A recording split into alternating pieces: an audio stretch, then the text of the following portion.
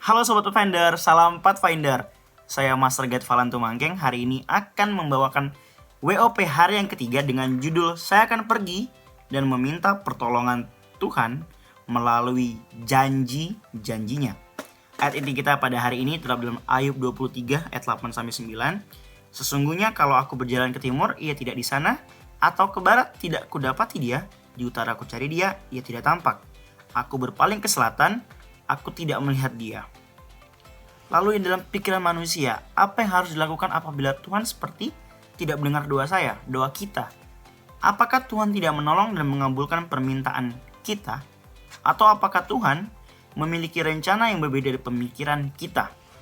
Tokoh yang akan saya bahas pada hari ini adalah seorang Ayub. Kita tahu cerita dari Ayub adalah seorang yang saleh, seorang yang kaya, seorang yang dermawan, tetapi dia akhirnya mendapatkan banyak sekali cobaan dan ujian yang kita umat manusia berpikir dengan logika dan nasihat kita, bagaimana kita bisa seperti Ayub.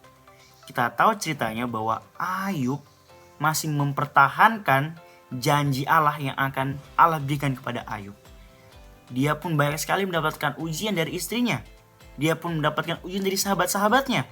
Tapi Ayub tidak pernah sama sekali untuk menjelekkan ataupun menghina Tuhan.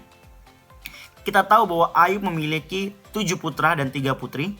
Dia memiliki 7.000 domba dan 3.000 unta.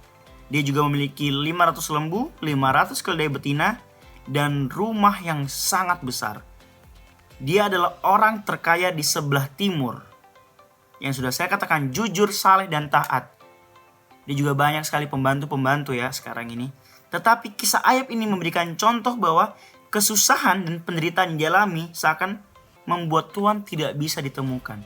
Tapi pelajaran luar biasa kita ambil dari Ayub bahwa dia tidak pernah sama sekali menyalahkan Tuhan. Tapi dia selalu menanti janji daripada Tuhan. Janji yang ia tunggu adalah bukan janji dari manusia. Tapi janji yang Ayub tunggu adalah janji dari Tuhan Sang Pencipta. Terkadang kita masih mengandalkan orang lain, manusia daripada Tuhan. Kita mengandalkan janji manusia daripada janji Tuhan. Kalau Tuhan sudah berjanji, maka itu tidak akan pernah berubah. Berbeda dengan manusia yang sifatnya sesaat, bisa berubah kapan saja. Tapi Tuhan tidak pernah berubah. Lalu Ayub yakin bahwa terkadang ada waktu baik dan ada waktu buruk yang dapat terjadi dalam hidup ini. Dengan memegang janji yang dikatakan langsung oleh Tuhan, Ayub percaya. Tuhan menjawab Ayub melalui badai yang kencang, dan Ayub diyakinkan oleh janji ilahi dengan berkata, aku tahu bahwa engkau sanggup melakukan segala sesuatu dan tidak ada rencanamu yang gagal. Ayub 42 ayatnya yang kedua. Sebagai juru selamat manusia, Allah, Yesus Kristus, mengerti arti kebahagiaan yang diperoleh manusia dari sesuatu yang diinginkan dan memahami pola pikir manusia yang tidak ingin mengalami rasa sakit dan penderitaan dalam kehidupan dunia ini. Luar biasa sekali yang pelajaran kita ambil daripada Ayub ini. Bagaimana dia seorang yang saleh. Dia tidak neko-neko. Tapi dalam seketika semua harta bendanya hilang.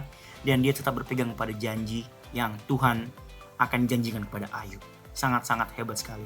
Dengan zaman sekarang ini, dengan masa-masa sekarang ini, kita harus memiliki komitmen untuk I will go. Saya akan pergi. Untuk menunggu janjinya. Dan di saat ini kita juga harus menjadi pekabar-pekabar Injil. Dengan cara seperti apa? Kita menceritakan bagaimana kegiatan kita sebagai Pathfinder sejati. Bagaimana kita menceritakan apa saja yang kita alami jika kita mengikut perintah Tuhan. I will go bukan semboyan semata. Justru makna dari fase ini meyakinkan kita untuk panggilan Tuhan melibatkan seluruh Pathfinder di muka bumi ini. Ini adalah hari Pathfinder sedunia. Dan semua orang muda dan semua anggota gereja untuk bekerja bagi Tuhan dengan seksama. Kita adalah bagian tubuh dari Kristus. Oleh karena itu, kita memerlukan pertolongan Tuhan untuk menjangkau dunia dan menginspirasi sesama dan memperlengkapi umat Tuhan dalam menggunakan pemberian karunia-Nya demi pelayanan penginjilan bagi Kristus. Di dalam Matius 28 18 dan 20 juga diterangkan dan ditekankan bahwa kepadaku telah diberikan segala kuasa di sorga dan di bumi. Karena itu pergilah, jadikanlah semua bangsa muridku dan baptislah mereka dalam nama Bapa dan Anak dan Roh Kudus, dan ajarlah mereka melakukan segala sesuatu yang telah kuperintahkan kepadamu. Dan ketahuilah, aku menyertai kamu senantiasa sampai kepada akhir zaman. Kita harus mengingat pekabaran ini bahwa Tuhan selalu menyertai kita sampai akhir zaman. Inilah renungan yang telah saya bawakan, yang dapat menginspirasi kita sebagai Pathfinder, dan salam Pathfinder. Tuhan memberkati kita. Amin.